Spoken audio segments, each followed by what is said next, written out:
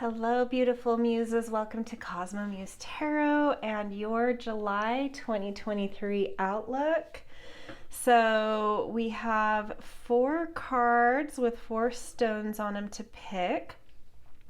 And with these month readings, I definitely associate kind of a change in numerological value in the month. So that's something like that we can universally look at in this intro, but we all also have like personal month numbers that will be different for each of us. So I'm not going to rely too heavily on the universal number, but it's worth bringing up that generally in the air, so you're going to take the month or the year number, which in 2023 is a 7, and you add it to the month number, which July is a 7 as well. So we have 7 is ruled by Neptune, so 2 Neptunian influences, which is a little bit spacey and nebulous.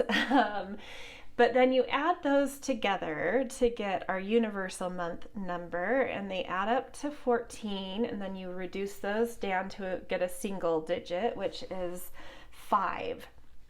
So in June, the universal month number was 4, and so a general tone in the air was sort of this thing of trying to sort of define things, establish some stability and security. And this month now, that gives us the springboard by which to shake life up a little bit, for change to really happen, for intelligence to allow us to kind of start moving things in really dynamic, more complicated, but interesting ways. So a lot of intelligence in the air, a lot of movement in the air, a lot of change in the air in July in a universal sense. If you know a little more about numerology, and you could even Google this, you can find your own month number, which will likely for most of us be different than 7, but the 5, but the 5 is a tone in the air. On top of both of these Neptunian influences. So there is that, generally in 2023 and generally in July, we have a little bit more of a floaty feeling. On top of that, we've got our 5, which is change, action, movement, dynamic things going on. And then you'll want to look at your own personal month number for July if you know how to do that. But don't worry if you don't. So just a general thing worth bringing up. I'm not going to weave that too in depth into our piles. It's just something I like to, I thought I would add in. I think I'm going to, from now on, add that little general vibe reading in the intro. And then on top of that, we'll just see for your piles, another thing, like another, I'm reading these in a way of like, what's like a main story, a main thread that's kind of weaving through your month. So we have 4 piles to choose from today for your July. We have pile 1, which is Apophylite, and it says stay positive. Pile number 2 is Aquamarine, go with the flow. Pile 3 is Apatite, get out of your comfort zone. And pile 4, Rhodonite, find a way to forgive. So lots of other cards are going to be coming out in this, so don't rely too heavily on sort of the title of the card. Really just, feel into which pile is drawing you in. It might be a color, it might be just the number 1, 2, 3, 4. It might be just the vibe, something drawing you in general. So feel into that. For those of you that like the breath work that I lead, that sort of helps you to get in a good space to tap into your right pile, I'll go into that now. So place your feet firmly on the ground. Feel that stability and strength underfoot.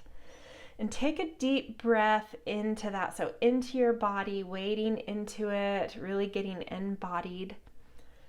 And hold that.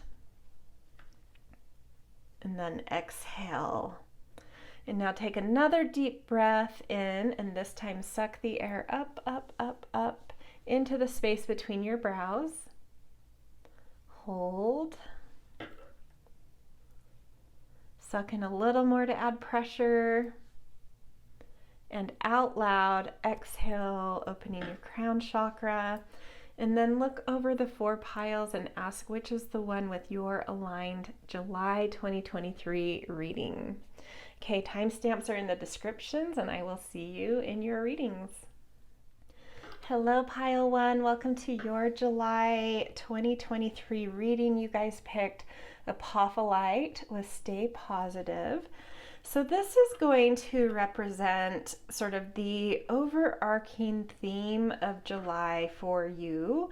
And we are going to be picking some animal archetypes to go on each side of this, representing sort of what this stepping into the new July vibration, what does that initially pull out of you? And we're always kind of growing and on a journey. So as you move through July and you get more stable and more experienced with the energy of July, what does that kind of transition you into?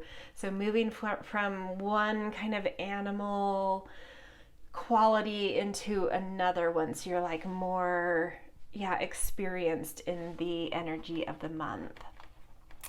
Okay, so let's choose your animals real quick.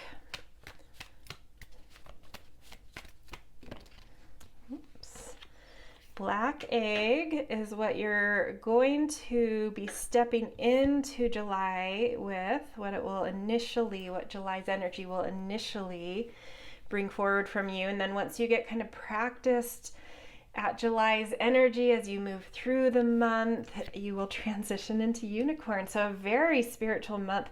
In this wild unknown animal archetype deck, it does animals for each of the elements, but then it has a special category of spirit, and both of these, black egg and unicorn, are in those spirit category. They're not real creatures on our earth plane, at least. So a very spiritual month. Moving from black egg represents our throat chakra, and unicorn represents the third eye. So moving from throat chakra to third eye throughout the month, connected to something about stay positive. And I'm going to roll some astro dice to get a little bit more context around what we're staying positive about, what is kind of triggering this transition, this growth. So we've got Mars, second house. Let's put these up here. Mars in Pisces in the second house.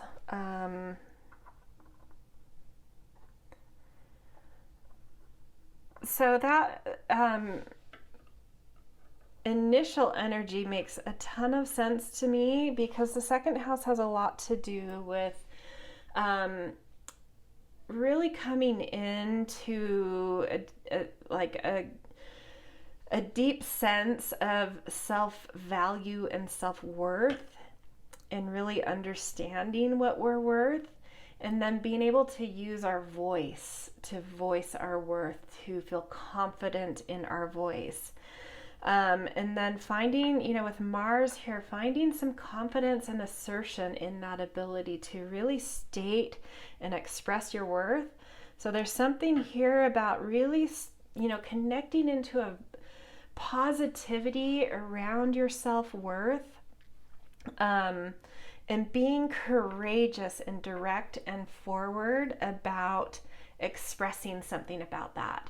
There's something around that as you jump into July that's going to kind of be bringing that out of you. And as you do that, you will then kind of transition over the month into this unicorn energy of really dropping into your inner knowing and trusting your own kind of divinity, your own originality, uniqueness, unicornness. And I love the Pisces showing up here. I really am relating that Pisces quality here of like being very, and Pisces actually for both of them, because it's the most spiritual sign of the zodiac. So there is also this like deep trust being asked of you, of something bigger than you, and to hold compassion.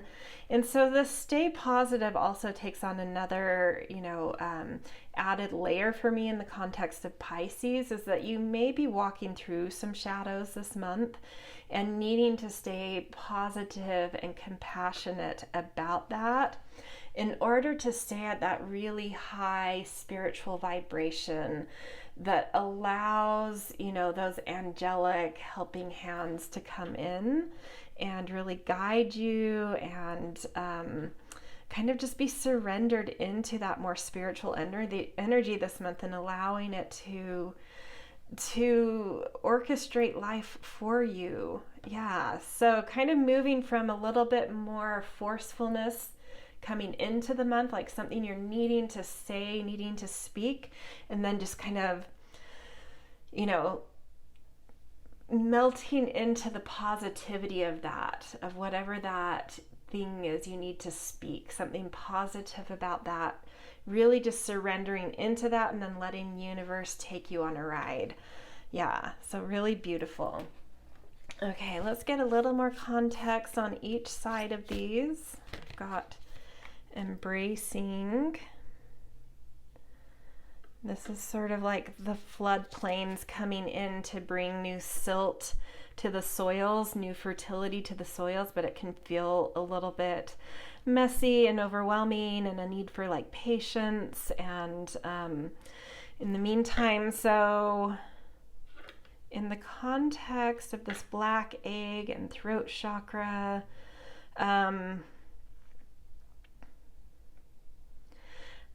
and talking about some shadow work being done, I think there's like some air that needs to be cleared in walking through shadows that I felt like. I think that some of the stuff coming up to be expressed at the front end of this month may be using this Mars energy to clear some errors and, clear the air about something and to be direct, which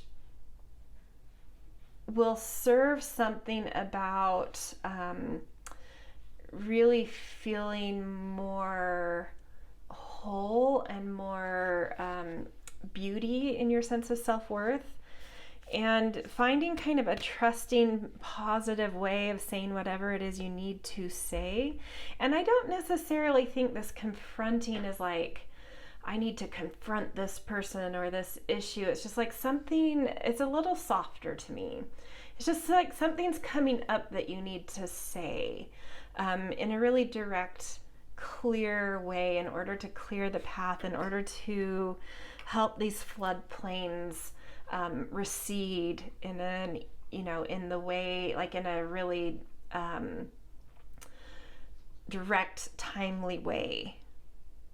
Yeah, that's what it is. It's like there's some floodplains and silts coming up, and as you speak, as you find your voice and find some positivity as you speak, it really clears the way for some overwhelm, for things on your chest to be able to kind of recede, and then to be able to see that whatever had come up through speaking, you were able to let those things recede and receive that there were a lot of new silt and fertility that came through that flood feeling. That kind of overwhelm or flood feeling actually was bringing, just like some new vibrancy, some new positivity, some new fertility. Okay, let's see on the unicorn side, a little extra context. Yeah, happiness and dolphins. Definitely feeling like, it's just definitely coming into the month feeling a little bit Yeah, like there's just things that you need to get out of you that have welled up. And as you get them out of you, as you speak them or express them in some way, it just really clears some channels in you, maybe clears the air in something more specific. But I think on a general level, it's just like clearing some energy in you to get these out. Get whatever is bubbling up out in kind of a just clear, direct way. And it's, yeah, and just a rising up of positivity through that, and an ability to trust in something bigger through that, and being gifted just like a lot of worth and pleasure and more confidence to really just kind of drop into your best self, drop into this flow, drop into being able to catch the waves you need to catch, to go with the flow, to move as spirit moves you, and to trust in the universe that it has just beautiful, valuable,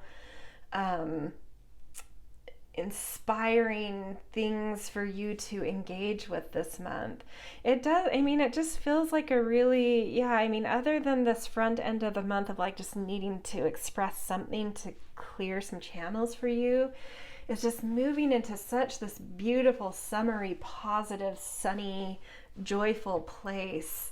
And just this deep knowing and trusting and just like allowing summer and life to happen with its beautiful vibes. I love it. Okay, let's pull some more cards that might give us a bit of a story of how we get from here to there. How we get from that kind of flooded, needing to clear something place to this just joyful, positive, knowing place. We've got imagine, kind of the same thing. We've got truth be told. Yeah, there's something coming up around needing to express your heart specifically, and then why. Okay. So, in that imagine card, what I'm feeling here, because these actually, imagine and truth be told, both feel like they're kind of on this front end of the month. And so this place of being in the black egg, embracing floodplains, is probably going to persist through at least mid-month. And I think that coming into the month, you are in this imaginal place where there's maybe like a lot of possibility, and it's up to you to kind of imagine what is possible. And that's where these floodplains are. It's just like too much, you know, how when you go to a restaurant that has like a 7-page menu, you're just like, I don't know, like I don't even know where to begin here. The possibilities are endless. There's something like that going on at the beginning of the month. And it's like you're really trying to find your direction, but and especially from this place of like wanting to find, like, direct your life in a way that's more pleasing, more beautiful to you. But it's just like, where do I start? Oh my gosh, there's so many ways I could go with this. And this is like, you just need to kind of start speaking up, because there is assistance with this spiritual Piscean energy, and both of your animal cards having that spiritual quality.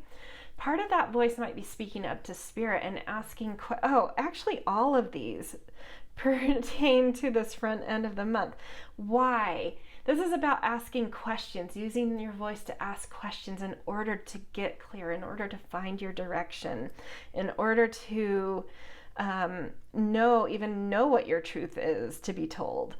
And so, in the imagination of things and the possibility of things, going back to the menu metaphor, you are at this restaurant, everyone's decided what they want, the waiter comes to take the order, and you're just like, oh my gosh, I can't even, like, I don't know, I can't even hone in on something. And so, you ask to go last, and it comes to you. And, everyone's looking at you and the waiter's waiting. They've got other tables to get to. People are hungry. And you're just like, oh my gosh, I'm still just kind of lost in my imagination with this. Like, what do I want? And that's when you speak up. That's when you just start to ask some questions that might help clarify this. Hey, what are some popular dishes here? What's your favorite thing? And then you can tune into that gut area as she's like, hey, everyone loves the veggie burger is a really popular, and you can be like, no, that doesn't sound good to me. You can feel, you don't have to say that out loud, but you feel that in your gut, like, no. And she's like, and the spaghetti is really good, and you feel this, no. And then she's like, and the fish tacos are amazing. You're like, maybe. And then she's like, and then the stir fry curry is amazing, and you're like, no, the tacos more than that, but that sounds good. And you start getting, as you ask for feedback, and then you're like, I also did have my eye on the hamburger. So you say, okay, so what did I say it was? I think it was the tacos that sounded interesting to you. You're like, maybe the tacos, but how is the hamburger? Is that good? And then they're like, I really like it, but I would say that more people order the tacos than that. And so then you have a little more, narrowed down, and you're like, yeah, I'm kind of actually, that actually sounds really good as the tacos.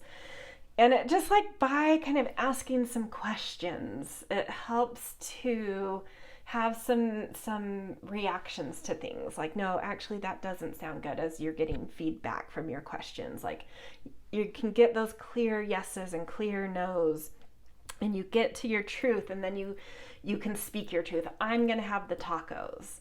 So I know this is a silly metaphor, but hopefully this can apply to, possibly several things that come up in the first half of July. It's about kind of weeding out the possibilities to get to your truth, what you want, what lights you up, what feels good to you, what feels scrumptious to you and luxurious to you and beautiful to you.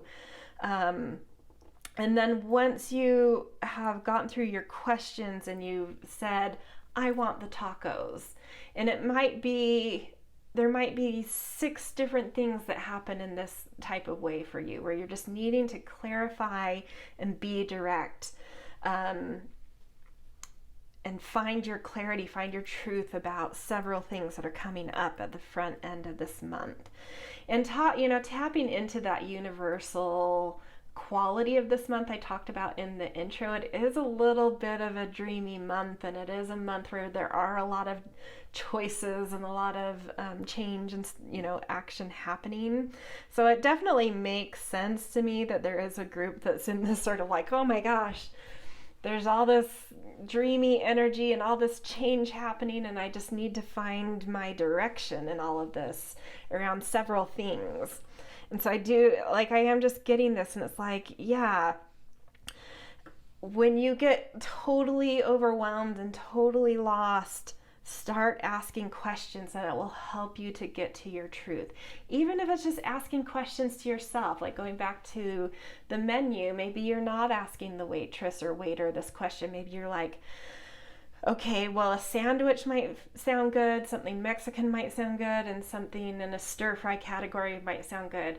Do I want, in the stir-fry, there's something with pineapple, or there's something with tofu, and you're like, tofu sounds better. In the sandwich category, do I feel like something that's hot or cold? Something cold, and so you can just start asking yourself very direct yes and no. Would I rather have a burger or a turkey club sandwich? And then you're able to get sort of that clear from that direct question, like, gut feelings that help you kind of steer to find your truth, your clarity through these questions. And it's like, as soon as you lock in on these directions, and the more proactive you are about asking questions to get out of this overwhelm of possibility into your truth, the sooner you move into this unicorn place of, okay, I've stated my clear direction. I've stated what brings me pleasure. And now I'm just surrendering into that, and I'm being picked up with, Spirit's waves and flows and currents, and it's just going to, I've told it what I want, and it's now, I'm just trusting it to take me on a ride now, because I've been really direct about what I want, and it brings just joy and fun and happiness. Yeah, so the quicker you can just get into some really clear questions to get your clear directives, the sooner you get into from flooding to joy and flow in life. So cool. Okay, let's get one more layer into this. Woo! Of how that's going to feel. What it will feel like to move from one state into the more experienced state of the season or of the month. So home and earth. And this totally is like abundance, fertility, possibility. It's like too much to choose from, too much possibility. Just kind of confirming that to me. But in like that does add that there is like a material sense here. The second house is very material, and then this earth feels very material as well. So this may have to do with things about molding your home. It could have to do with how you're making money. It could have to do with how you're budgeting, things you're wanting to spend money on. Yeah. And then once you get into unicorn mode, it's alchemy and magic, which does not shock me. It's just, yeah. It feels,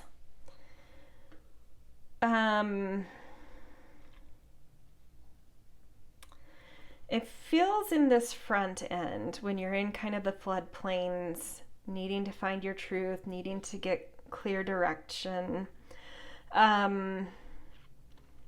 There is, even though there's like a flood of possibility and your imagination being able to go in so many directions and do so many things, it does feel heavy to me at the same time.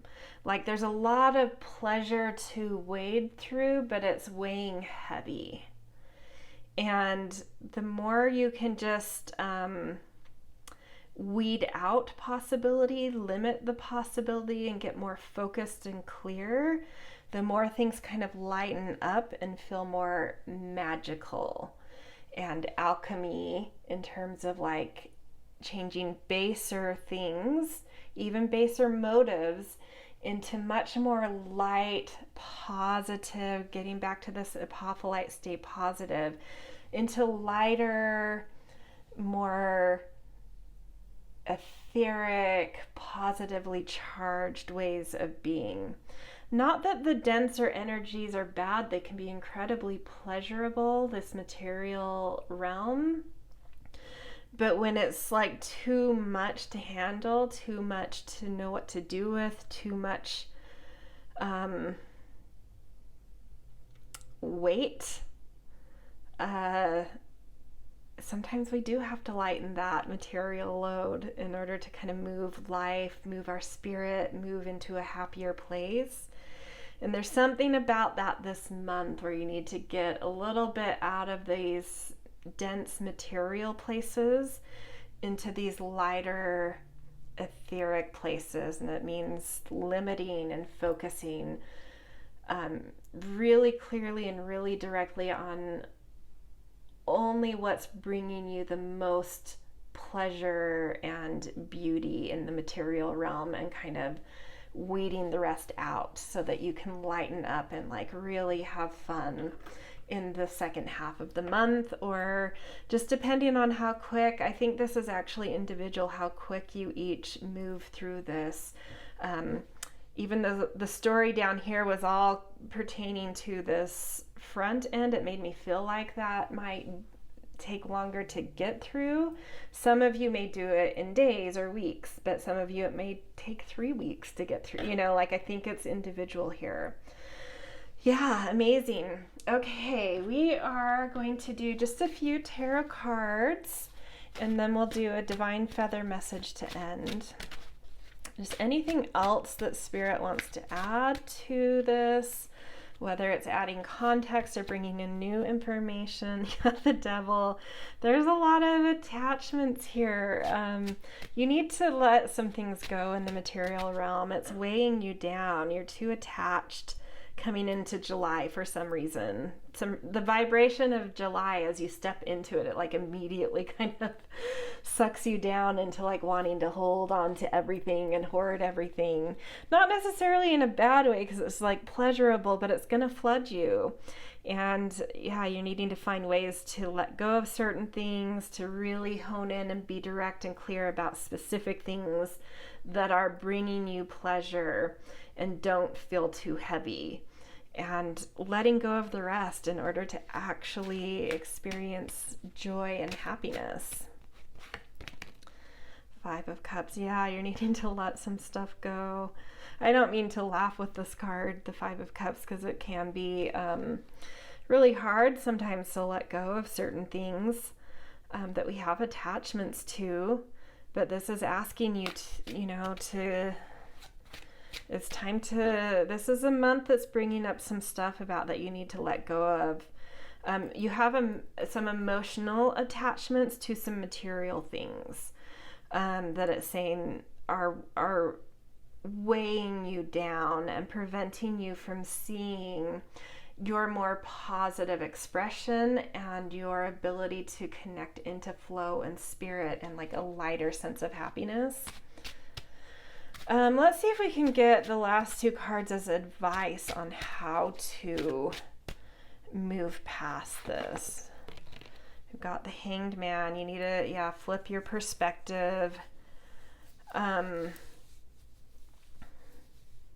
This is honestly saying like you really just need to almost let go of everything that you're feeling like really grasping about and desperate to hold on to. It's like you need to just kind of let go, and what's meant to stay will stay. So it's even like you can put as much trust into spirit as you want. But if you need a little bit of control, we've already talked about how you can ask questions to get clarity and direction on what is right for you. But if you're capable, you can really fast forward through all of this and let everything go that's feeling weighty to you. And spirit will orchestrate whatever is meant to stay. It will orchestrate that it stays. And, but it takes a certain type of person to be able to do that. But this is saying, at least try. If something is weighing you down, to surrender, to look at it in a different way, to ask questions about why I'm attached to something, if it's really bringing me some misery or making me unhappy.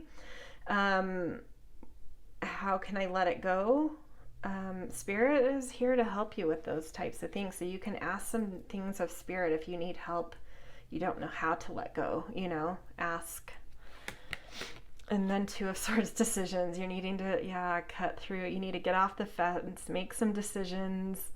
This is all pertaining to this front end stuff. This is just like, the reward is over here, but there's so much advice about like, it's like you're on the fence with some things, you're attached to things, it's weighing you down, it's preventing you from moving forward because you're at like a stalemate.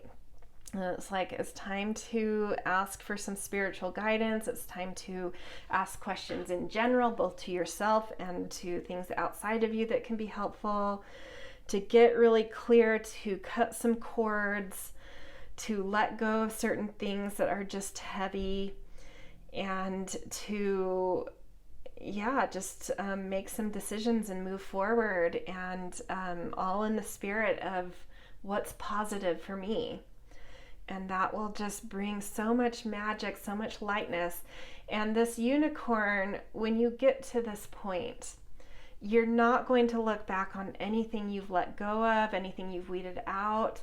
You're going to look back with this like, yeah, this inner, I knew this all along. I've already had this knowing, but now I can just see so much more clearly. I'm not overwhelmed. And I feel much lighter, and I have a lot of clarity, and I really have a lot of knowing about the decisions that have been made, and they're right, and I feel light, and I feel happy, and I feel positive. And that is what's coming through there. Woo! Okay, interesting. A lot. This sort of went to different places than I initially expected. But some pretty big spiritual work for you guys this month, I would say. Okay, to end, let's see a divine feather message for you guys, which is the dove. Feel and allow a deeper sense of peace to fill you now. This is a divine quality. Yes, so really let peace be a directional for you. Let peace help you navigate what to ask, what are the whys, what are the truths, what doesn't feel peaceful and needs to be let go of. Let that sense of peace be something that is a deep guide for you here.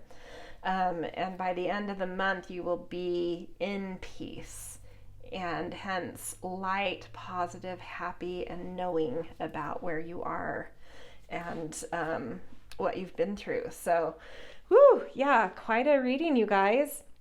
All right, this is where I'm going to leave you. If this resonated, I always appreciate the like, share, subscribe. Definitely always grateful for kind and thoughtful comments. And I hope you have a beautiful July wherever you are. All right, see you guys. Hello, Pile 2. Welcome to your July outlook for 2023. You guys picked the Aquamarine and go with the flow. So this card in your monthly reading is kind of going to be the cornerstone, what everything is revolving around with this go with the flow energy. And so I am going to pick two animal archetypes to go on each side of this. So stepping into the month, we step into a new kind of numerical vibration, and it's sort of a new quality that you're feeling. And so initially, as you enter it, you have a certain way of responding to that. But as we are always sort of on a growth arc. And so as you get more and more familiar with the energy of the month and kind of more and more master it, you are going to be growing. And so we'll look at another animal of where, once you're kind of more mastered in this energy, it's leading you to. So where you're starting versus where you are going to end up, at least by the end of the month, if not earlier. So kind of the arc of the month. So starting out with Panther, this is all about kind of confronting our shadows and our fears. And then moving toward Hawk, being able to see, kind of step above the fray and really see with clarity and conciseness what is below us, where, so hawks are interesting because they can see prey really, if they're seeking maybe a mouse or something as prey, they can hone in on that very, very sharply, very clearly. but then they can also take in the big picture and get a big view of things. And they are also known as messenger birds. So a lot going on there, but it definitely feels like this arc of starting out the month with sort of confronting some fears and some shadows, and trying to find this quality of dropping in with the, going with the flow of something that will, as you more and more master that, lead you more to a hawk energy that's able to kind of like take in the big picture of things and really hone in on a target, as well as sort of like receive sort of divine messages at the same time. Okay, let's get some astrological advice to maybe hone in more specifically what this is all going to pertain to, or all revolving around. So we've got Jupiter in Scorpio in the 12th house. Interesting. The 12th house is certainly where we hold a lot of fears and where we go through shadow work, so that doesn't shock me. Scorpio is finding empowerment, and Jupiter to me is so much about the hawk. It's finding that expansiveness and a vision. So I'm actually going to put this Jupiter, I feel, I don't always do this, like assign these to different sides, but it feels pretty specific and clear to me that like you're walking through some shadows around feeling empowered, feeling powerful, feeling in control of your life, finding, and the 12th house is also where we need to surrender into something bigger and allow our shadows to just be given to spirit to dissolve. We just have to see them, really. And so being able to ask for that divine guidance, to ask to just go with, like, surrender into its flow, surrender into its ability to show us what we need to see, and just to let go.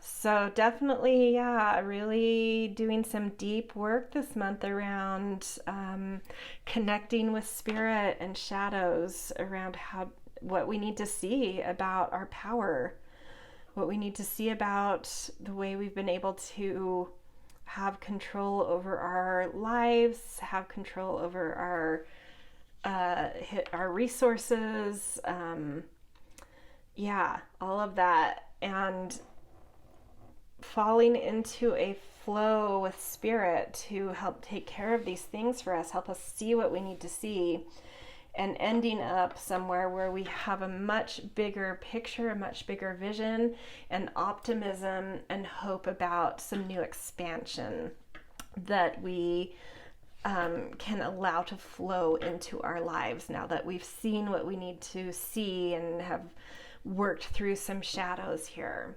Okay, let's get a little more context on each side of this, the Panther versus the Hawk.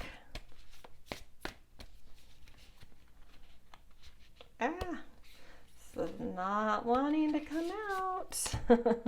Openness.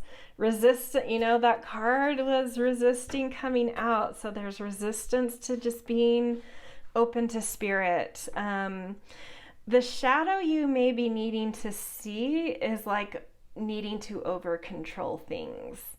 And that sometimes we can find our true power when we open up a little bit and allow something bigger in to help allow our lives to flow. Like if we hold on to things too tightly, they get clogged up and they don't move.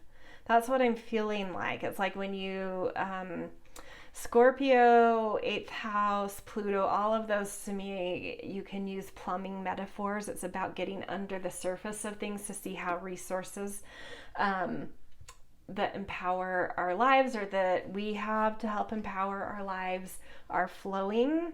We have to go down into the plumbing regularly to see where there are leaks or clogs, and to do some renovation to fix those.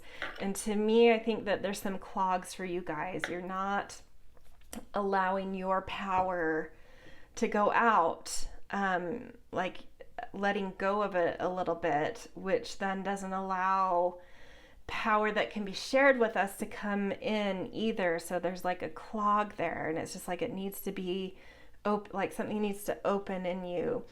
And I don't know what that is. It's probably different for each of you, but what I can say is that just trying to get into a more surrendered state, you will be shown what that is for each of you specifically.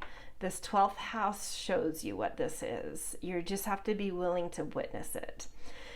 And it's all in the witnessing. Once you witness it, you don't really have to do anything. You all of a sudden are like, oh, okay, I got it. I see, I see. And then it's easy to change from there. But so all that's being asked of you here, it can feel so hard being in this position, but it's actually so easy. You just have to open up and say, okay, just show me. I'm going to stop grasping and holding so tight. Just show me what I need to see, because I'm not getting it. And you'll be shown if you can stay open and present to that. Okay, let's see on the hawk side what we've got. Trust. Yeah. Once you see what Spirit is wanting to show you, the shadows it's wanting you to walk through, and maybe that you're specifically all like ready to walk through. Once you see what you're supposed to see, once you witness it, you are going to be able to drop into that flow so much easier and drop into a trust so much easier. And you're going to see that trust has been a key element for you, for being able to find hope and optimism and perspective for your future, expansiveness for your future. It's like you've gotten in your own way. You've been like self-sabotaging due to some kind of issue of trust. In terms of being able to see a vision for your life and let it expand and let it soar. But you're gonna see what you need to see this month to get a lesson here, to really understand how to do that and how you've been holding yourself back, and potentially why. For some of you, that's not always the most important question. It's just seeing that you are doing it. But it's like it's gonna click, and something about trust is going to click for you. You're going to get something about trust, and it's really, as you come into the end of July, you're going to see just how powerful trust is in your life, how much it adds to expansiveness and optimism. Really cool, really beautiful. Okay, let's get a little bit of a story of how we're getting from point A to point B here, how you're finding this flow, how you're seeing what you need to see and figuring out what this key thing about trust is for you. Deep knowing. This makes me think that as you step into July, you're gonna just come into this thing of like, there are some things I already know that there's some shadows and things I'm needing to face. Like, well, let's do this. I think you're coming in with that. Like, it's time. I know something's up here and it's time for me to deal, type of thing. A leg up, beautiful. And time to go.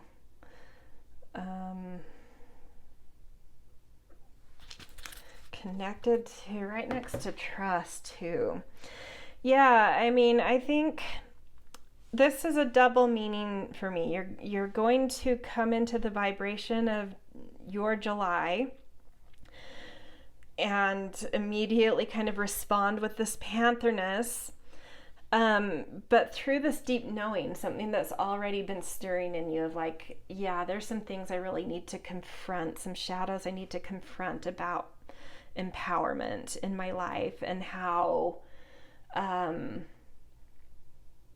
how I've got a blind spot there, but also how there's something about being more open and connected to spirit that is connected to my own empowerment. And there's just this deep knowing. But the second thing this deep knowing card is telling me is that when you do see what spirit wants to show you, when you open up and you witness whatever it is you're needing to witness with a shadow or a blind spot, like I said before, all you need to do is see, to witness, to get it. But sometimes it takes us practice, and sometimes we can, have to go through seeing it a couple times to really get it. Just the way we learn anything in school. Sometimes you have to learn things 3 or 4 or 5 times to really learn it, like forever. But for you guys, I think maybe you've already kind of been through the first, second round of figuring this out. And it's just like, there's still just like something that's like, ugh, though, like what? Like I get it to a point, but there's still something I'm not quite knowing. And this round, you get to know it. You're like, okay, I've seen it. I've fallen and seen it again. Oh, I see it this time, and now I know so deeply. You're getting it on that level. This then gives you a leg up in being able to trust spirit and the universe to support you, trust flow a little more versus control. And that gives you, like, being able to fall into the current of flow is going to give you that leg up. And it's going to be time to go for me is that just committing to, walking towards, running towards, and embracing trust. And to me, this is trust in something bigger. Trust that yes, you can have some self-direction in life. You can design your life to a degree, but not completely. And that there is a certain element of trust you need to place in others as well as in something bigger than you. And it's like you're getting it to the point that you now run toward that instead of having it clogged up and blocked in you. And it's just going to allow you to flow. You're just going to be suddenly in this energy of trust in a way you've not been able to understand or connect with until now. So really beautiful. Okay, let's look at what it's going to feel like being on this side versus this side of things. Give you kind of like a sensation to help you know when things are at certain points. So beginnings in the East, insights, awakening, inspiration, clarity. These are you're going to be having awakenings over here. This is how it's going to feel. You're going to have this deep knowing, which is going to help you to open up of like, I need to face these fears or shadows, confront some things. And as you open up, it's like bam, bam, bam, awakening, knowing, clarity. It's just like, it's coming in really quickly and really clearly the more you open up here. And then over here, what it will feel like once you're in the hawkness side of the month. Silence and snow. I love that. You're just going to be soaring above the fray. You're going to be in the flow and current of spirit, trusting in something, and things are just going to feel at peace and at ease. And it will, like, that elevated feeling is just going to give you this quiet softness to just kind of decompress, to heal, to see new future possibility, to let the old kind of be buried and start to recycle and break down. And as that's happening, a metaphor of winter with that snow layer, just a peacefulness, a restfulness, a deep sleep quality, but that stillness allowing you to kind of go up into the atmosphere and look down and find those new sparks, that new potential that's incubating for the future. So really, really beautiful. Okay, let's end with a few tarot cards. Anything else that Spirit wants to add, and then we will pull a Divine Feather message to leave you with. Eight of Coins. Whoops. Eight of Swords. That's a story to me. Actually, let's get into this story, and then I'm going to ask for different cards pertaining to something else. I think part of the shadows you're going to be seeing is like you've been working really, really hard at a purpose or a skill, and it's like it just feels like it's done nothing but hurt you. And it's caused you to create narratives about your power, about your capability, about your ability to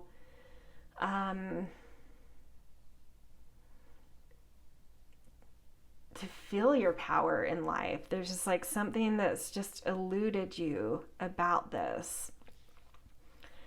And I think it's because you've been forcing, potentially.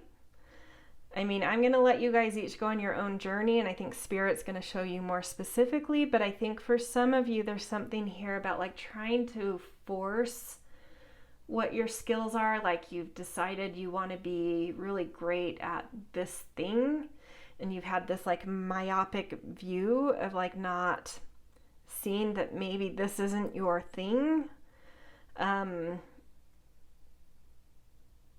getting kind of stuck and entrenched in that, which has created a lot of fears and a lot of narratives about being able to be successful in life or grow in life, and just a lot of frustration there. So something about your power and like trying to force some kind of purpose or skill in your life that's maybe just like not quite aligned. So what do we need to see about this?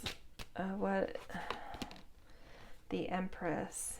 Like, this is too funny. Okay, Four of Cups.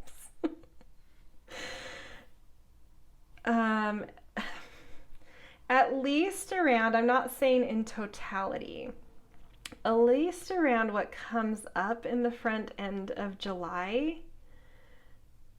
this life that you're in, you're not meant to effort and try hard and be accomplished in this. You're supposed to receive in this area. You're not supposed to be the doer of the thing you're trying to so hard to wrangle and control. You're just supposed to open up and receive. It's supposed to be totally easy. You don't need to do anything but open up and receive in whatever it is that comes up for you at the front end of July that's frustrating, where there's shadows and things you feel clogged about. What Spirit wants you to know is like, let go and just open up. You're supposed to receive here, not give here. You've got it backwards. That's hilarious. And that's where this flow is. The whole name of your card is, with the Aquamarine, is go with the flow. You're just supposed to open to flow here. And things are supposed to flow into your life around whatever it is that has you hung up at the front end of July. Stop efforting. Just open up and receive. That's power. That is power. Let things flow to you. Trust that they're going to flow to you. You've got nothing to prove here. You've already, whatever you believe, I'm going to talk in past life terms, but you can wrap your head around it however it makes sense to you. But the way I'm feeling it is like you've already done the efforting in past lives, and it's your turn in this lifetime to receive and relax into something here. And I think it's going to be around different things for each of you, so I'm not going to get specific. But whatever, as you step into July, whatever it is you feel like you're confronting a fear or a shadow in that has you kind of clogged up and struggling to feel open, stop trying so hard. Stop trying so hard. Start receiving. Start allowing things to flow to you without doing anything but being grateful. Oh gosh. Well, that's good news, but I don't know. I mean, sometimes I can understand frustration there because sometimes it's hard to feel like you deserve something if you haven't worked for it, you know? Life teaches us that we deserve it once we've put the effort in, but there's something karmic here, like you've done the effort, whether it was already in this lifetime and past, you know, at a different point in your lifetime, or if it was a different life, but it's like, just trust that that work's already been put in, so it's just time to receive here. And then we've got White Eagle. The connection to divine guidance is within you, which is so beautiful to hear because this is what is really being asked of you this month, is to open to that divine guidance, to surrender, to stop grasping so tightly, controlling anything, just opening up to trusting that divine guidance, seeing what it's wanting to show you, and accepting whatever it is that comes in, but your connection is strong, so just trust that too. All right, what a reading, you guys. These July readings have been really intense. Interesting. So anyway, this is where I'm going to leave you guys. If it resonated, I always appreciate and I'm grateful for the things, the like, share, and subscribe, as well as for kind and thoughtful comments. And yeah, I'm wishing you a beautiful July wherever you guys are. Hello, beautiful muses. Welcome to your July 2023 reading. You guys picked this Apatite card and stone, which says, get out of your comfort zone. So this card for your monthly reading is going to kind of be the theme, the cornerstone theme of the story we are going to be exploring that is, a big story weaving throughout your month. So what I'm going to do is I definitely consider our months, transition from month to month more of like a numerological shift and transition. So as you step into July, there's sort of like a new vibration that you're stepping into numerologically, and you're going to, respond and react to that vibration, and that's new. And so we're going to pick an animal archetype to show what this initially draws out of you, but we're always growing and there's always sort of like an arc of growth happening.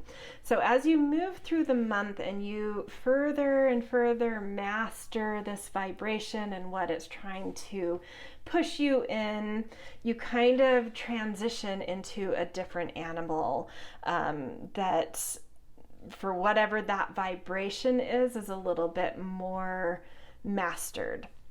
So let's take a look at what you have going on. So what you initially respond as and are presented with as kind of your growth path, and then where you end up by the end.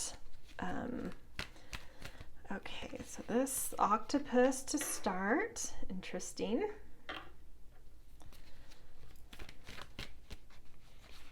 And then oyster to end. Fascinating. Okay. 2 sea creatures, which definitely matches all the Neptunian energy of the 7-year and the 7-month. And then we've got a get out of your comfort zone sort of as the theme here as well.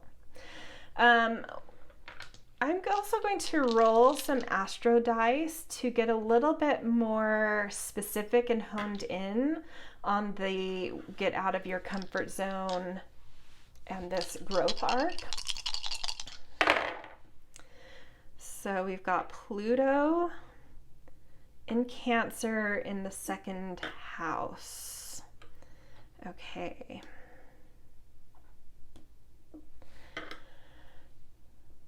Wow, so power and transformation. Cancer rules a lot of July, so that doesn't shock me to see Cancer come up. And then 2nd house is all about the category of life having to do with sort of self-worth, voice, personal value, pleasure, and beauty. So finding and Pluto wants us to find power. It sometimes asks us to uproot things in life and renovate to kind of death and rebirth situations going on. Cancer, it could revolve around home or family or soul or ancestry or women, mothering. Okay, so let's explore this all. We're starting out the month. As you step into July, the vibration you step into has you initially kind of pulling out this octopus archetype. And there's something here of really wanting to be entangled with things. I'm going to put Pluto over by the octopus because that makes a lot of sense. And I'm actually going to already put Cancer over here. We'll get there though. The octopus in animal archetype kind of storytelling likes to be entangled in things, and that is Pluto as well. It likes to entangle in things in order to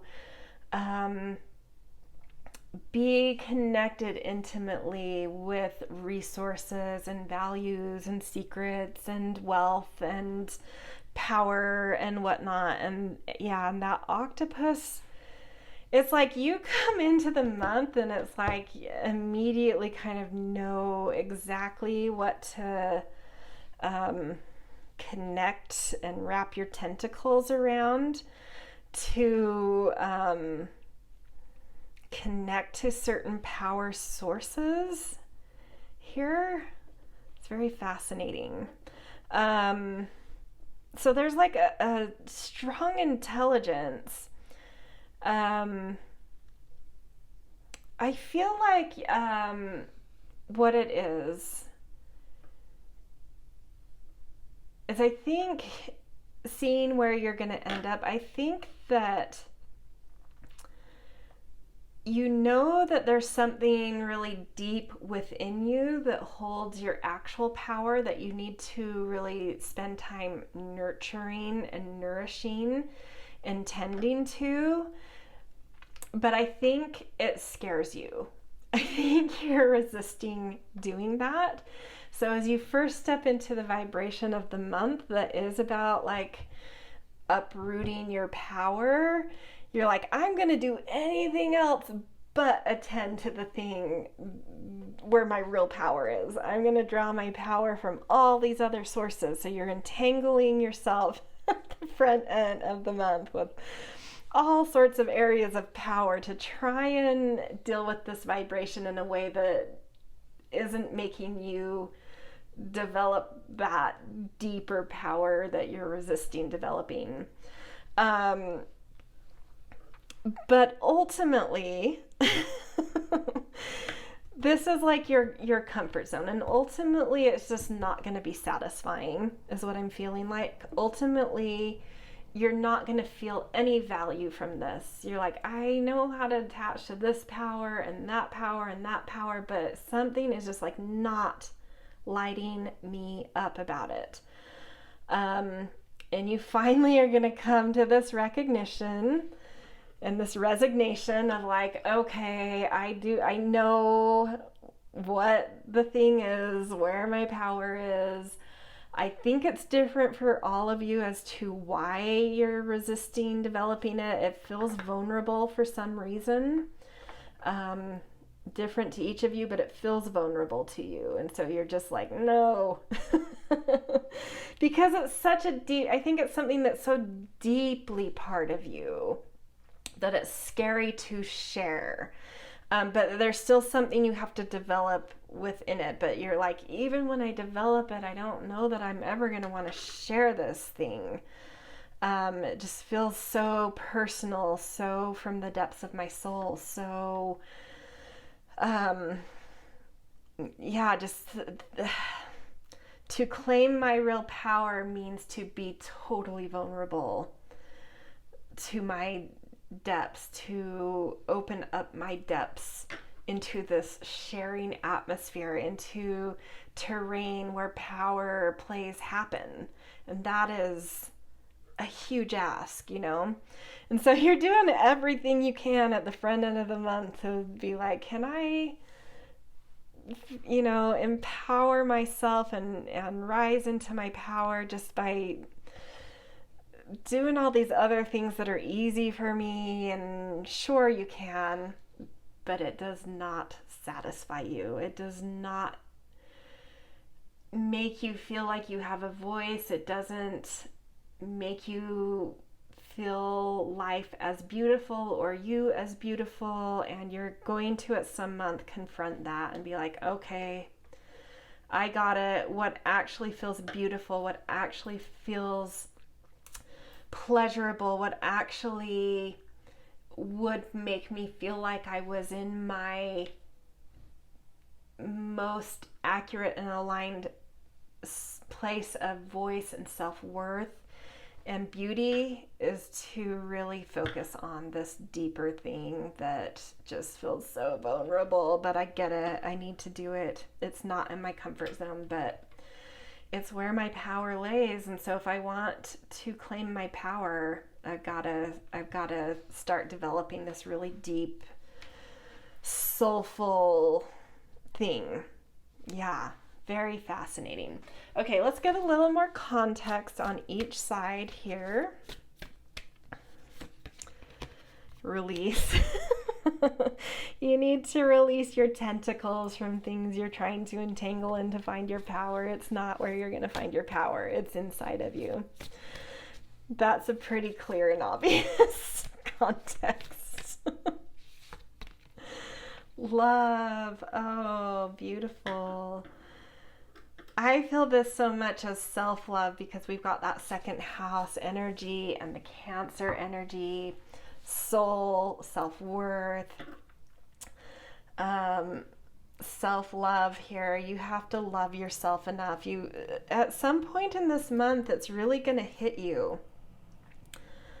The way to feel self-love and the way that you crave it is to develop, nurture, and tend to this really deep thing within you that is, it has, you know, I mean, oysters, they develop from like a granule of sand within it. It feels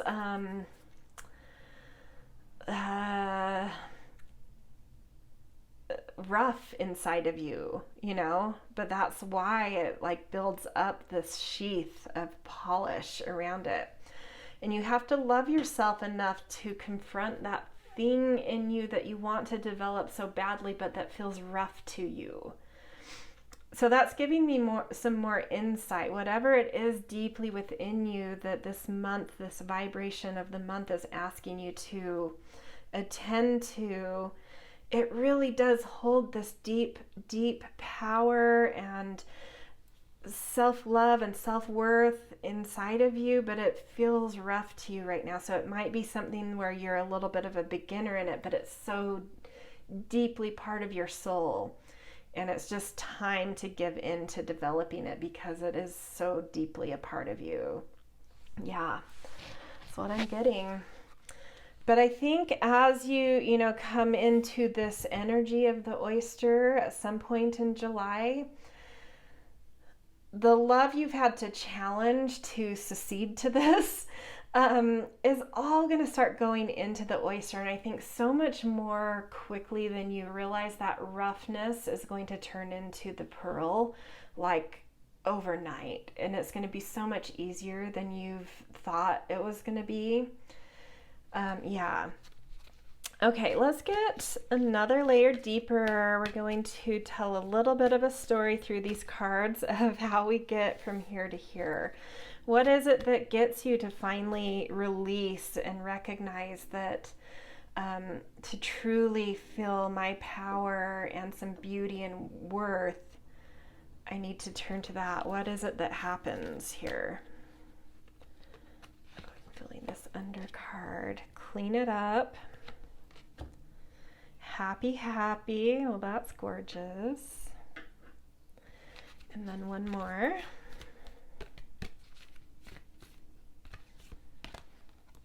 Loyal heart. And again, this is so much to me about like loyal to yourself, loyal to your own heart. I know there's two owls here, and so sometimes in readings this feels kind of like companion type thing, but in this it doesn't. It's like two sides of your heart finally recognizing each other and coming together versus like trying to like lead you away, each looking in different directions away from what's truly in your heart. It's like your heart's finally looking within itself, if that makes sense. To like aspects of your heart finally linking up together, looking inside of itself from different angles, from different, you know, I think there's a tension in you, some duality, some tension, some yeah. Anyway, to go back to actually making this a story where we end here, we've got clean it up, and I am going to read this as there's the obvious thing, clean it up, of like let go of these external sources of power, attachments, release those, clean that up. But I'm also feeling this element of because there's something about self-love and nurturing something within you, I'm feeling something about this clean it up as like that chop wood, carry water quality of like, what is your mundane day to day and how does that support you really working on this deep thing within you that holds a lot of power and that's vulnerable and that is potentially a key to your true worth in life. How can you create some daily rituals and routines that kind of clean up the organization of your life to allow space to attend to this? Allow space for you to make yourself uncomfortable and really put some love and commitment and loyalty toward developing this powerful, valuable, beautiful, vulnerable thing in you. And once you create, oh, I love this. Once you create some rhythms around you, some organization, some beautiful systems around you to allow you space to be with this oysterness of, you know, cultivating that thing that's felt a little rough in you. Once you find a way to really weave something about this into your day-to-day and really give some love to it, hence yourself, you're going to be shocked by how happy it makes you. All this energy I think you've put into resisting and ignoring and making assumptions about how uncomfortable it's going to be or how rough it is and there's no way I can make it not rough. Once you drop into this and create some systems to allow you to make this part of your day-to-day or a priority in your day-to-day, it just blossoms. It's just like, oh, this is really fun. This is amazing. I feel great about this. Not only do I feel happy, but I feel like this is really coming along, like really alive, really, there's nothing rough left here. This is just love and light, and then through that, it's like, I can fully commit to this now. This is something, so this is such an important month. I can't stress this enough. By the end of this month, if you really kind of follow through with this growth arc, you're going to be committing to something in your daily patterns of life that hold keys to feeling valued and worthy in life, and that hold a great amount of power and resource in your world, and that make life tender and beautiful too. So I can't stress enough that you really follow through with getting out of your comfort zone here.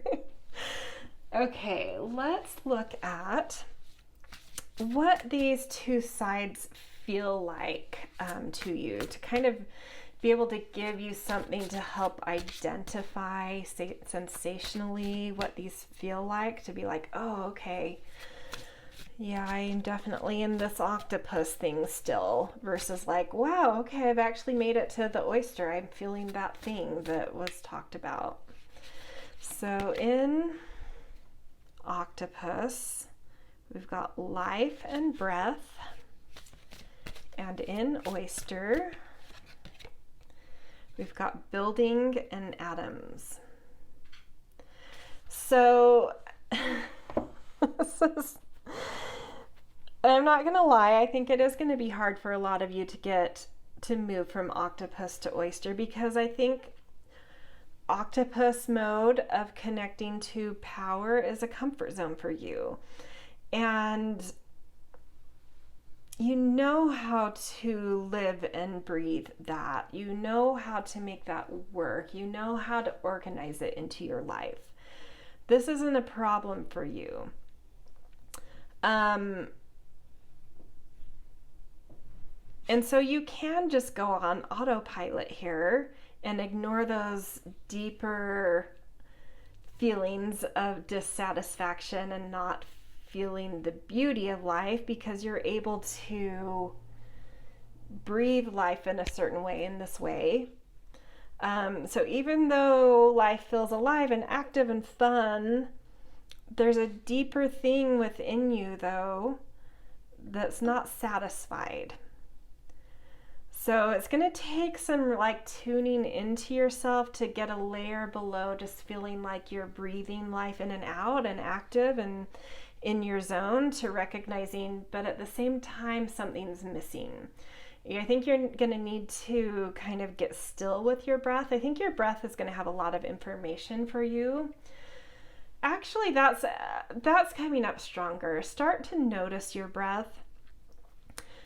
I'm going to take back a lot of what I just said about breath. I think it's true to an extent what I've said, but when you take the time to pay attention to the quality of your breath, that is how you're going to recognize that something is still deeper in me, like a little dissatisfied. And I'm not able to breathe as deeply as I'd like right now, because something's, even though I'm able to move life and breathe life around, I can't breathe the way I want to breathe. Something's not satisfied in me. Something's not deep. I can't take my breath deep enough. And that's, if you pay attention to that, that's going to be the thing that kicks you in, from octopus over to oyster. Yeah, sure, I can make life move and breathe, but it's not deep enough for me. When I really tune into my breath, I'm not able to take it in as deep as I want, because something's not satisfying here. And so paying attention to your breath is the thing that's going to be like, okay, what is that deeper thing? And so when you get into the oyster mode, what's going to be feeling like is happening is like you're changing at a cellular level. You're working at the deepest, most inner sanctums of your being and your cellular structure and your DNA. And you are building things in like those unseen realms, and it's polishing. Look at this. Look at all of the pearls.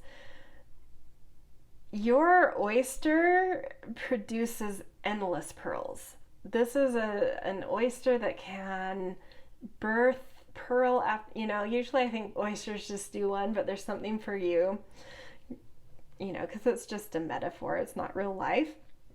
Your oyster can create pearl after pearl after pearl after pearl. Once you understand how happy it makes you and how dedicated you can be, all of a sudden it's like how you move from this feeling of like, oh my gosh, I've got to create a pearl now out of this rough thing, to overnight being like, oh, not only can I easily make this pearl, I can make 50 trillion pearls if I want. Like, that's how powerful I suddenly feel, and how loving I feel, and loyal and happy I feel about attending to this deeper thing that was so scary for me and so vulnerable for me.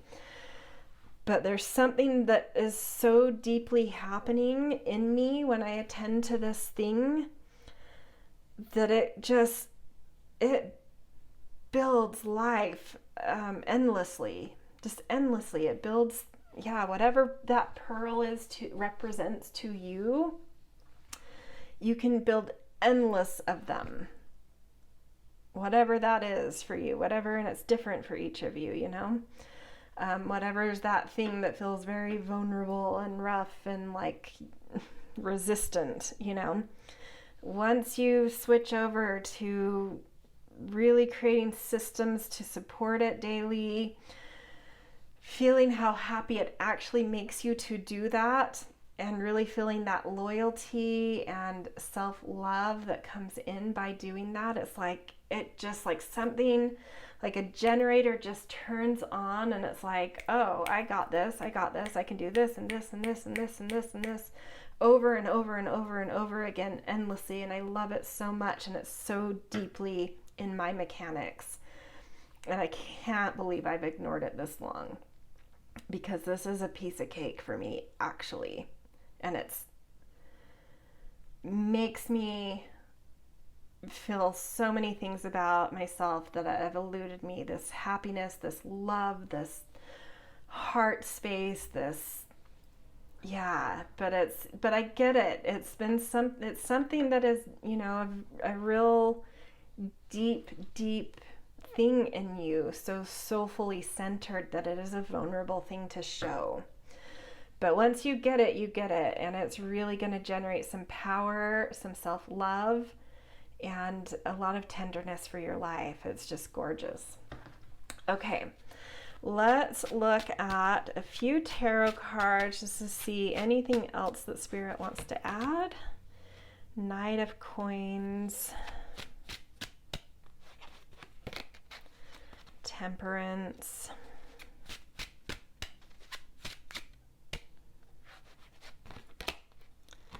Ten of Swords,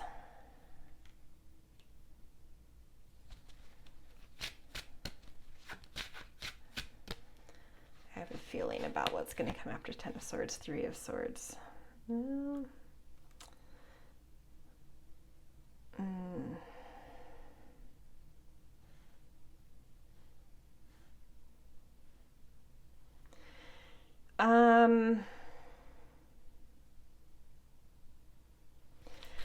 This is to me showing what is and what can be for you versus the story you're telling yourself, whether through just fear or through some experiences that have already happened that have soured you here, that have created some fear of centering here into your oyster, into that deep thing that's asking to be developed. What could be here is this ability to really steward something in a really fierce, beautiful, responsible, valuable way, and being able to hold so many things at once with ease and beauty and grace and polish. This is what is possible. What you tell yourself and why you're resisting is that the load is going to be so heavy. How could I possibly hold this? It's just going to create total chaos, total stress, more than I can handle in my life, and it's going to end up breaking my heart. And so maybe there's something that's already happened in your life around like a different thing that you wanted to develop, not necessarily this oyster, but like another thing that you took a risk on that was very deep in you, and it just sunk you. And so that's the story you have of any time you feel called to work on this thing that's like deeply, deeply in you, this is going to be the result. But it's not this time. You've learned, you've been through experiences. You have learned wisdom, learned experience underneath you to know the red flags of getting into this kind of territory, to know how to not let this happen again. And you have to trust yourself that this is not what's going to happen, even if this has happened previously to something very soulful. That was a learning experience that came at a much more naive, younger time when you could handle that. And I feel like you're at a point now where you're like, I can't handle that again. And maybe that's partially true. But you have to trust yourself that you know how it's not going to be like this again. You know so deeply how to avoid anything getting like this again. And if you can trust yourself, really believe in yourself, love yourself, create some beautiful rhythms for yourself around whatever this oyster represents to you, this is going to be the result this time. You are really going to turn into a steward that knows how to take things at pace and to mold them as they come, how to not overwhelm what you're stewarding, and how to add things in beautifully when you're capable of handling them. One thing in at a time. And over time, you are going to be able to hold all the things that you had, ambitions to hold a lot of things at another point, and it overwhelmed you. But you have a much better process now of adding one thing at a time, with more value, with more pace, with more experience and mastery, and taking the time with each thing that's added in to polish that, and then add in the next granule and polish that. And you will not add in more weight until it feels easy to add in more weight.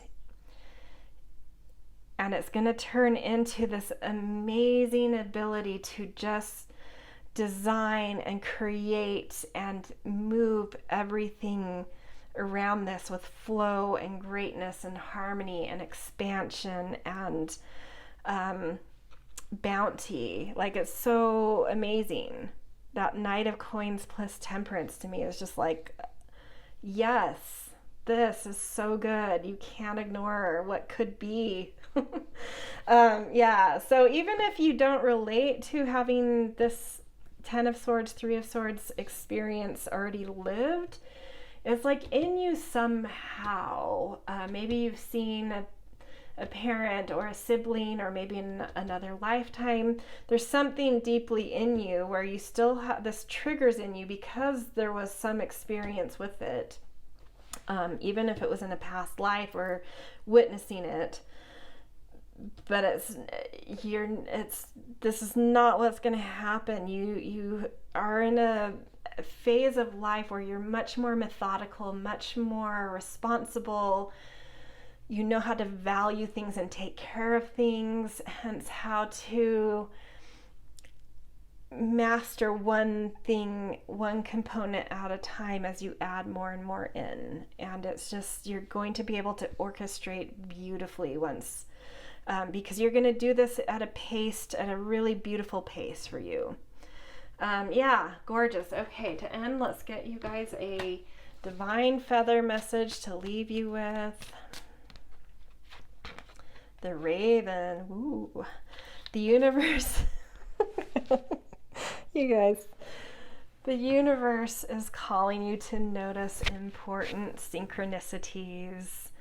Yes. So I love this message coming through, because this is saying that not only will it be your breath and some deep kind of dissatisfaction that will lead you to make this leap over to an oyster. And that's what I feel like it's going to be to me. Some of the others were like this transition from one to the other. Yours is like, I'm octopus and now I'm oyster. Like, okay, got it. So not only is it like you having to tune into your inner, like your breath and your dissatisfaction, and tuning into your own keys within, but the universe is also going to be creating synchronicities and really helping to push you here and guide you here as well. So it will also be coming from the outside of you. So look for that as well. So that is where I'm going to leave you guys. What a July this has been so far. Wow, everyone's July is really crazy. So yeah, I mean, by crazy I just mean like big, just like big arcs to go on for everybody. So wow, I wish you luck. What a July. Happy July. If this resonated, I always appreciate the things like, share, subscribe, and definitely kind and thoughtful comments. And yeah, I hope you have a beautiful July wherever you are. Hello, Pile 4. Welcome to your 2023 July reading. You guys picked this Rhodonite card and stone with the phrase, find a way to forgive. So this card is going to be kind of like your cornerstone theme for a sort of a journey that we are going to explore for your July. The way this reading is designed is I'm asking Spirit to show us sort of the main journey you'll be going on through the month. And for me, I definitely see moving from one month to another as sort of like a numerological type of vibration shift. So as you step into July, there will be a new vibration that you kind of step into, and you're going to have sort of a response and reaction to that. And so we're going to draw an archetype animal to see what's represented there, how that response reaction will kind of manifest in you. And then we're always kind of growing and moving through arcs of growth. And so as you move through July and you further and further understand and master this vibration, you'll be kind of journeying and shifting into a different animal archetype that, for whatever this vibration is, it's like more mastered for you. So let's, with that said, see what your animal journey is going to be. All around this theme of find a way to forgive. We've got shark.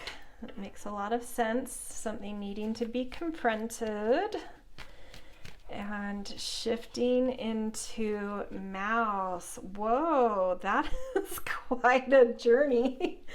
The shark is sort of like the predator, the big fish in the sea. You know, like a real boss energy. It helps us, like it tends to come up when we need to confront something or really be assertively not predatory in the way, I don't mean it in a negative connotation, but like really aggressive towards going after something. And the Mouse is all about humility and really being able to recognize how small you are in the bigger picture of things. So that is quite a journey of going from sort of like feeling like the big fish in the sea. I feel like it might be, to be honest, like a little bit of an ego journey taking place for some of you, of like you know, like whatever vibration you're feeling as you jump into July, it's like there's something I think you're going to be very sort of reactionary towards that might, you know, we all have an ego, and an ego isn't necessarily a bad thing unless it gets in the way of us being able to be in like loving energy. And so I feel like whatever does come up at the start of July and initially stepping into this vibration is really going to confront your ego, some triggers in your ego. We all have. I'm not saying anything negative about you guys. Everyone has triggers in their ego. Something for this group, it's going to probably trigger your ego, and you're going to have some sort of aggressive reactions. The other side for some of you, and maybe in addition, there may be something that needs to be confronted, that's sort of like under the surface of life for you. So take what you will from that. You can pick and choose there. But yeah, at some point, maybe it's like needing to confront something big, which allows you to kind of step into a more like a humble, softer sense of self. Or maybe the journey for you is sort of like seeing your ego get triggered and recognizing like, whoa, that was my ego, and kind of reining it in a bit and being like, okay, I saw that. That was ego in not a good way, right? I can deal with that. I see it now. Once I've seen something, you get it, you know? So whatever it is for you, something happens here. Interesting, very interesting. Okay, let's get some astro dice to get a little more specific about find a way to forgive, what that is meaning, and how that plugs in here. So we've got third house of community, communication with Gemini, which is Gemini's natural house is the third house. So, and then the moon, which is our response and reaction. And I was feeling, you know, I didn't like exaggerate that for the other groups, that this is like the initial energy is the thing that is reacting to the vibration, but it felt important to say, I think even before I put the cards down. So that's something. Yeah, so emotion is coming, the way you're responding and reacting to things is, I think, going to be felt in a big way stepping into July. And it could have to do with siblings, peers, workmates, community, something around that. Yeah, that it's sort of like needing, and what I'm feeling here is like you're going to see some way in which you react and respond to things that's like a little bit slightly, like I said, like there's something that you get triggered by. And for some of you may even bring out some like aggressiveness or hostility. And it's like, you're going to see this. You're going to see this trigger in a way you haven't before. And it's something about community, communication, like I said, peers, siblings, whoever, people and environments in your every like day-to-day type of life. Even if it's not every day, it's like at least weekly, like staples in your day-to-day type of life. That's the thing. Something here is going to, trigger you a bit. And I think it's going to make you a little bit reactionary. Potentially rightfully so. I'm not saying that reaction isn't a good,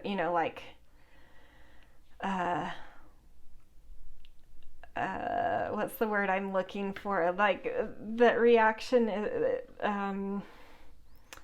wasn't deserved, right? Maybe it was, maybe it wasn't. Probably different for all of you, but there's something that I think is triggering though, and you're really going to see something about your reactions here. And what it's going to lead you to is really needing to find some humility to, I believe, both forgive yourself for the way you've handled something and maybe forgive others for something that you had to confront or respond to that maybe wasn't great. And for some of you, maybe it's your reaction that wasn't warranted, and so you have to forgive yourself and others have to forgive you. Whatever the case is, and I think I'm like getting a lot of messages here, so I just think that there's like a lot of different scenarios. So for some of you, something I think might happen, the vibration kind of brings out the worst in people around you, and some response and confrontation is valid to have happened, but you may go a little hard. And for some of you, something might trigger you that doesn't warrant sort of an attack, and you may have to forgive yourself and ask for forgiveness. Whatever concoction makes sense to you, but there's something you're going to witness here about reaction, and then through that having to find some forgiveness and having to see your part in sort of a confrontational reaction here. For some of you, it may even be that it's hard for you to act like the shark and confront something. And so it's like having to step into something that's really uncomfortable for you to be or do, and then having to forgive yourself for not feeling like you could do that and witnessing that you can do that. I think there's so many scenarios here, so I think you're just going to have to like whichever one resonates to you. But you're going to have to see the situation for what it is in the end in order to get over to some humility. And I think Spirit is going to help you. I think there's going to be a lot of communication, a lot of feedback, a lot of connection that's helping you to see clearly and accurately and through a layer of emotions of what the reality of whatever this situation is, because the growth pattern is to come into this more humble state, having seen and experienced something a little bit more confrontational at the front end of the month. Okay, let's get a little more context on each side before I just keep rambling and finding new scenarios of how this could play out, because I think there's a diverse scenarios here. Okay, so taking risks and flow.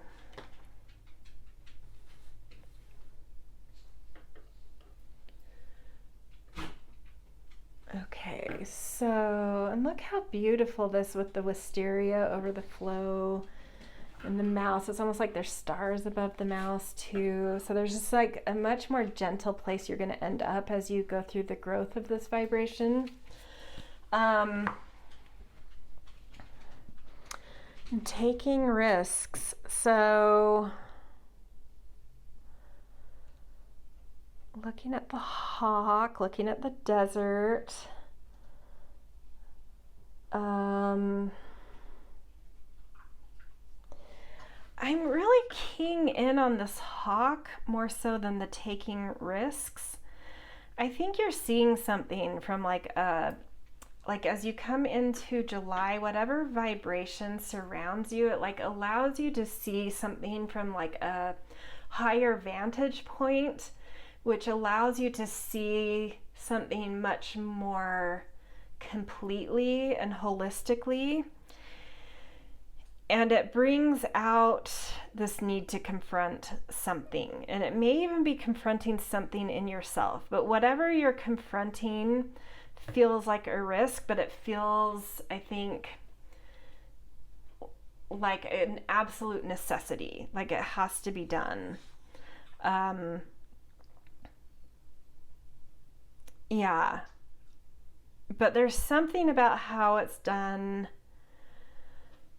where, you know, I think that nebulous energy of the 7-year and the 7-month is going to create just like a lot of confusion, because we've got the 3rd house in Gemini, which sometimes can create like too much information and too much gossiping and too much communication, where it's just like there's too many cooks in the kitchen, too many opinions. You know, the telephone chain and messaging getting squirrely as it goes down the chain. Like there's something that then happens once you see the big picture and like confront something. It's like there's still just this like sort of nebulous energy around things, and things get a little hard to see the truth around. And I just feel all around that everyone's just going to have to sort of come off of their high horses and just find like a more compassionate way instead of this sort of aggressive way. But I think I'm seeing this now as both sides, like there's two sides, right, to whatever happens, and both sides being shark-like, and both sides seeing a reaction they don't love, and both sides having to be like, I don't like how I handled this, I don't like how the other person handled this. We all need to just like take a step back. It's just a weird circumstance. There's something nebulous here, and we all just need to be a little bit softer about all of this. We all need to find a way to forgive. I think there's two sides to it.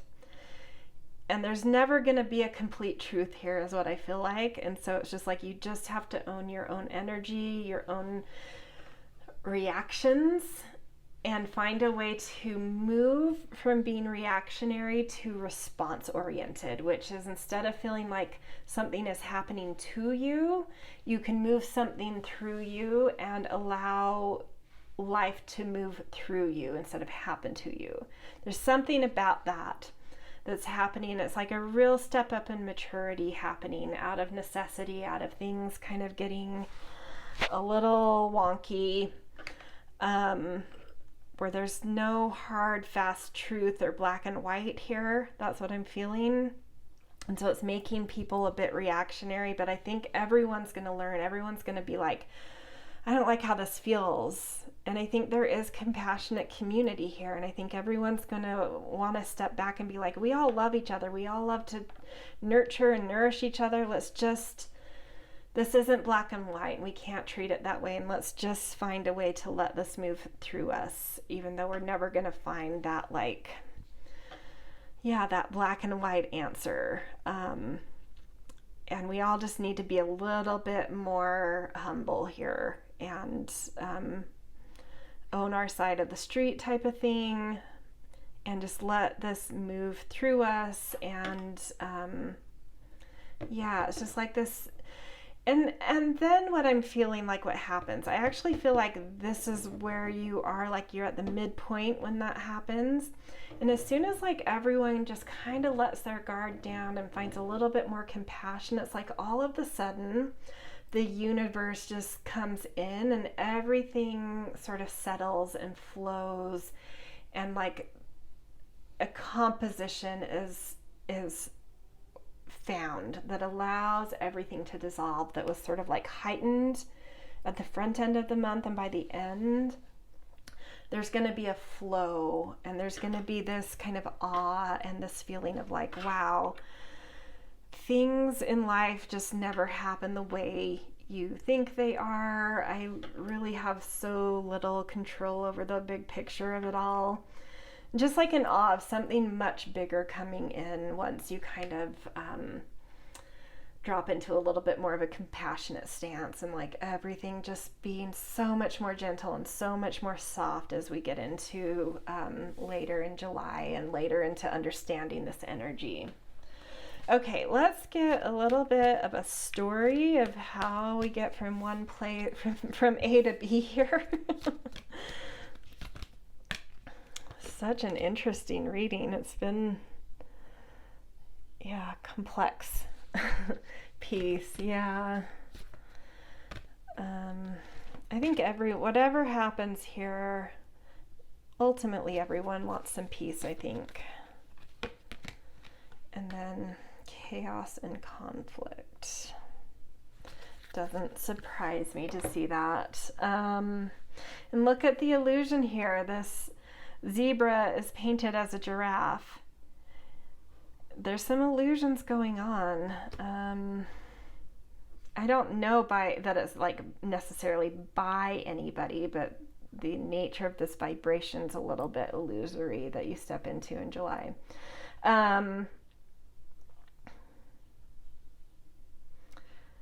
Yeah, I actually, to make sense here, I kind of want to move this up to the front.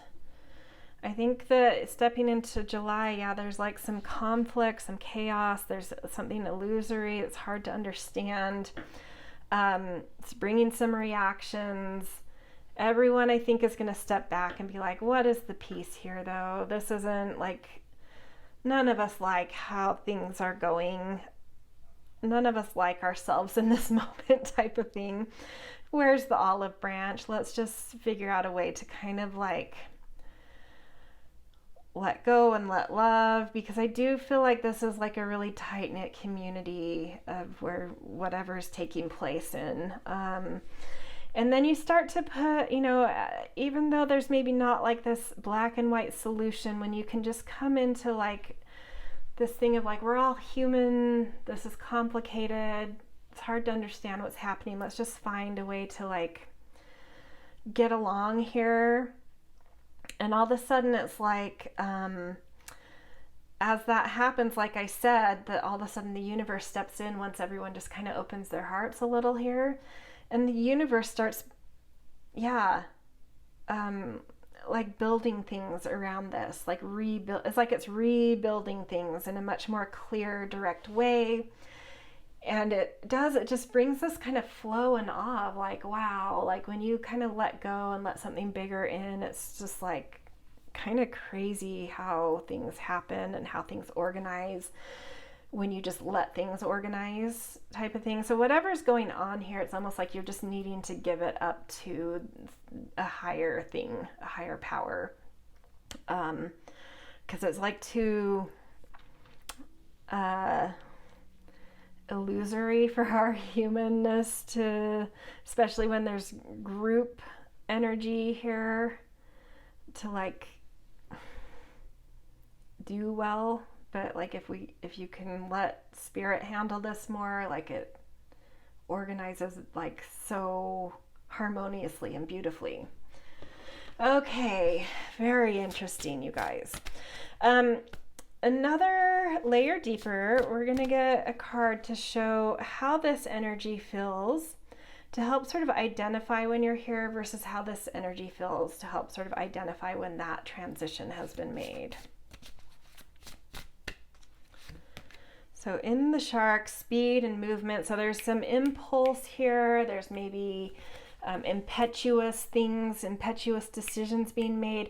And that does match with the overall universal tone of the month as a 5 of like things I think are happening fast and quickly for maybe a lot of people, and it's like wires get crossed or something, or you're like each stepping on each other in certain ways, and it's just like, but everything happens so fast and furiously, you don't really, it's hard to place blame anywhere. It was just like, because things just happen too fast, I think, is what the root of the problem. So when you feel like things are just like going so quickly, that's sort of when you know you're anchored in that sharkness.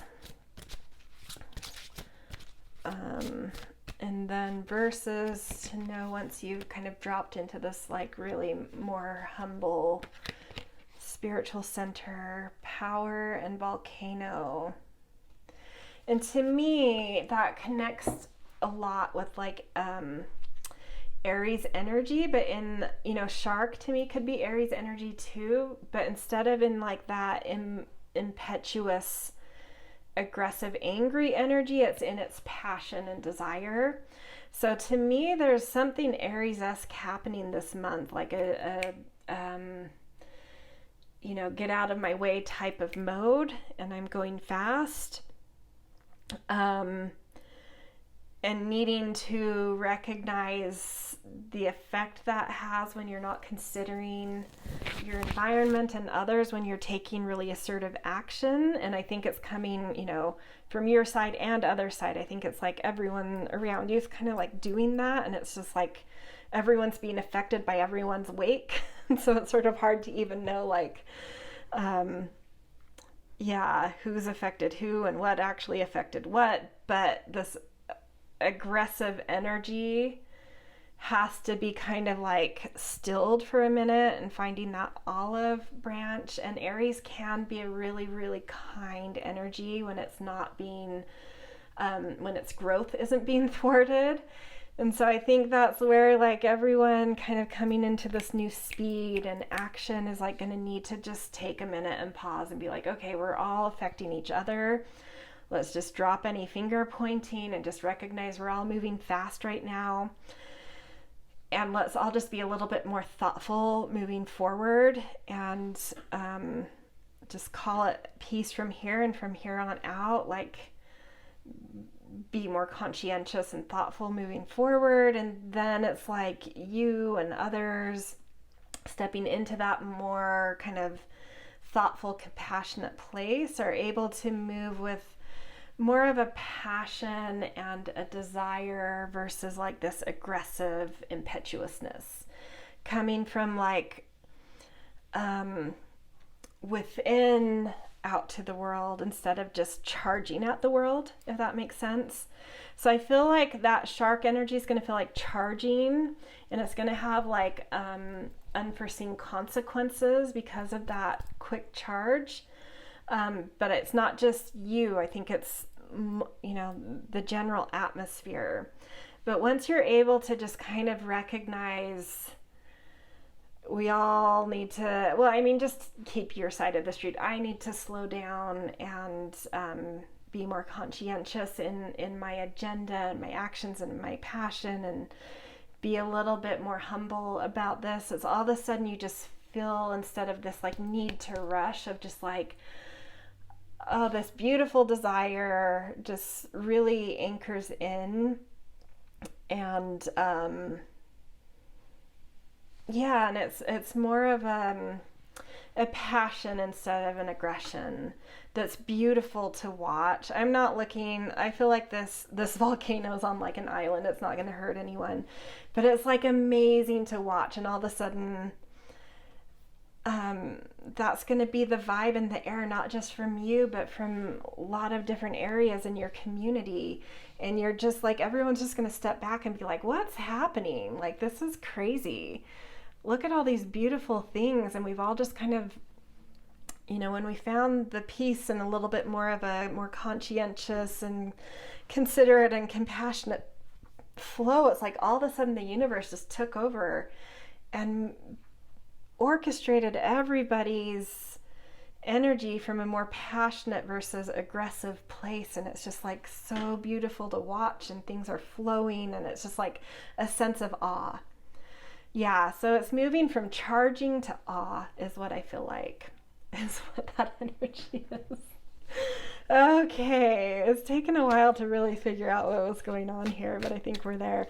Okay, we are now going to do a few tarot cards just to get anything else Spirit wants to bring forward about this arc and journey. We've got 3 of Cups. This is community. This is definitely community related. This vibration is very community centered that you're stepping into for your July. The Sun, and it's like hot energy. Everyone's asserting, everyone's creating. It's a very yang, masculine, strong, creative energy. It's just that when like everyone, because it's like community and like everyone is in this energy, it can kind of burn each other, you know. Then we got 3 of Wands, thresholds, new starts. That's the Aries energy I was tapping into. And last, 6 of Swords. And that's when everyone kind of, this is showing that story. Yeah, so we're confirming that there's very much so a community component to your July vibration. The sun is shining, everyone is feeling very creative and assertive and eager and impulsive, and there's new things happening. But everyone charging at the same time, it's just like, it's like clashes, you know? And when I think there's going to be this moment where everyone just sort of has to pause though and be like, okay, we need to take a breath. We're all doing cool things. This is hard. Like whatever's going on and wherever these clashes are happening, it's like we're all coming from a good place, and we need to just recognize that even if we've stepped on each other's toes here. And let's just take a breath and just be, you know, this is the point of like, we're just going to be a little more conscientious of how we're, you know, instead of just, you know, like the shark zooming anywhere, no boundaries, no set course. Once you kind of get into a more conscientious place, it's like, okay, well, I'm going to stay on my path. This is where I'm going. And then another person's like, okay, well, this is where I'm going. And you're able to chart all of your new pioneering directions, paths opening, but with like your lanes more defined. And so you're not kind of like clashing. You're like, this is my lane, that's your lane, go kind of thing. And once that happens, and then the universe, even, you know, once you get even more focused and clear about things, which I think is happening at this point of the journey where you kind of define your path so that you don't rub each other the wrong way or step on toes or whatever is happening in this scenario for you. Like the more focused and the more you can limit sort of different things in your life to create that focus like we're seeing here, the easier it is for bigger energies than us to step in and like really help things along. And that's what I'm feeling like the 6 of Swords is like, yeah, once you get on your way, on your more defined and clear path, it's like the universe just really quickly allows like that new shore you're imagining to be reached really quickly. Sorry, my camera timed out, but I'll pick up where I was. So once you are, oh, whoops, and I'm all zoomed out. once you are more clear, more focused on your like new path, new direction that's presenting itself, like that's when Spirit's coming in, and your front end of the month will definitely, this Six of Swords is indicating, definitely feel a little rocky, a little contemptuous, a little turbulent, but by the end of the month, you're on this new, beautiful, flowing, you will be delivered with the help of Spirit to like a much more calm, beautiful shore. And that's where you experience kind of that awe and that Spirit stepping in and allowing things to kind of flow, and all of any harsh feelings from before, I really do feel like they've dissolved by the end of this month. So yeah, very cool. Okay, let's end this last moment with a divine feather message to leave you with, and we've got Robin. Gosh, this just, I don't know why it always still surprises me. It shouldn't anymore. Robin, new growth and potential is on the horizon. Reach out and embrace it. And that's that's what this is all about. It's all positive stuff. It's just that like everyone has new growth and new potential, and it's like everyone's reaching out to embrace theirs, and it's sort of like creating some clashes. But by the end of the month, it will all get sorted, and everyone will be in their lane, and the calm shores you'll all be delivered to calm shores. And it will be really exciting, and you'll be able to, by the end of the month, feel that beautiful excitement that is, maybe created some turbulence at the start, but it's all still around this new growth and new potential, and you'll really get to be able to drop into and feel the beauty of that by the end of the month. So, all right. Wow, that was a ride. Quite a July for you guys, but hopefully getting some of this information right up front can kind of help you see these things right from the get-go, and kind of know what's coming, so know how to be a little more responsive than reactive right from the start. So anyway, I hope this resonated. If so, I always appreciate the things like, share, subscribe. Always grateful for kind and thoughtful comments, and I wish you a beautiful July wherever you are.